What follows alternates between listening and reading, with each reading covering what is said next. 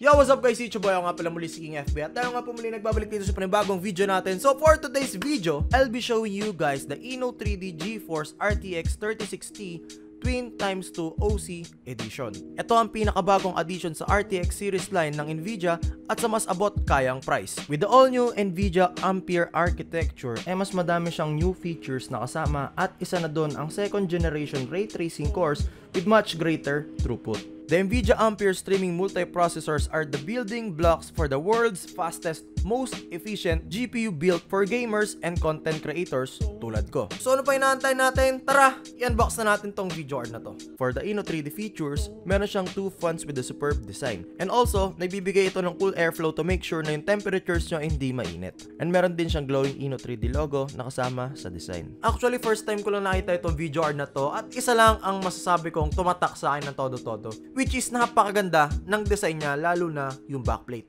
The backplate also adds rigidity to it. So Kuya King, makakatulong po ba itong video card na to pagdating sa mga games, lalo na sa mga competitive games such as Valorant?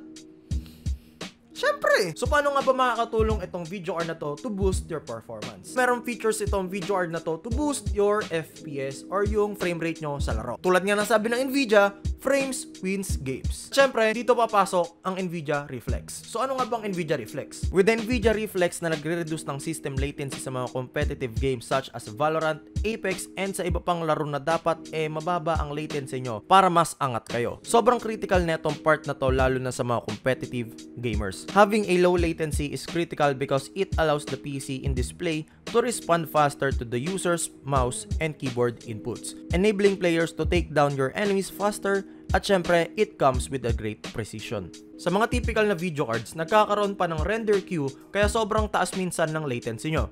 But with Nvidia Reflex, mas mapapababa ang render queue and magsisync agad ang CPU and GPU nyo so that you will get a low latency to help you win games. Makikita nyo sa screen nyo ngayon ang difference ng low latency na ipoproduce ng Nvidia Reflex versus high latency kapag naka-off ito. Tara, subukan natin itong Nvidia Reflex habang naglalaro tayo. Kapag sobrang taas ng latency nyo, medyo mahihirapan kayo ng onte kasi mas mabagal ang response time nyo compared kapag naka-on ang Nvidia Reflex.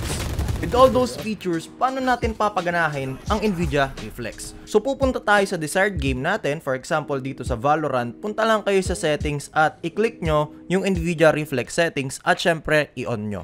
You need to turn that on para gumana ang Nvidia Reflex. At syempre after nyo i-on to, mararamdaman nyo na yung difference na sinasabi natin which is the latency performance na mangyayari kapag in-on nyo ang Nvidia Reflex. So papakita ko naman sa inyo ang mga clips na kung saan naka-on ang Nvidia Reflex natin. Kung mahilig kayo mag-pick or sabihin na natin mahilig kayo gumamit ng duelist sa Valorant, mas malaking tulong to kasi mas mabilis nyo makikita kung sino yung tumatawid or nakatayo sa corners or basta sabihin na natin yung kalaban nyo. So mas may advantage kayo ng todo-todo kapag naka-on ang Nvidia Reflex. Letter Q yan. Ini-jet, sir. Saan yung jet? Ayun, dyan. Left side mo to. Over the spike. He's guarding the spike. Gabong. Maybe here. Saan yun? Baka nasa side. Ay, nasa plant. Ay, bomba. Go check Ayun. left. Check right. Check left. Check left. 30 seconds left.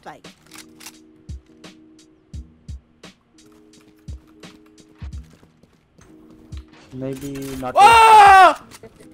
There.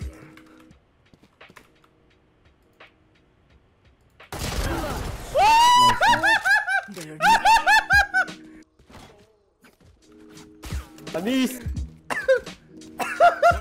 And that's it for today's episode natin mga kaibigan. Maraming salamat. It's your boy, ako nga pala muli si King FB. Check nyo yung other video ko na kung saan itetest natin ang capabilities ng graphics card na to while using its features. So once again, maraming salamat. Ingat, kita-kits, paalam. Bye-bye.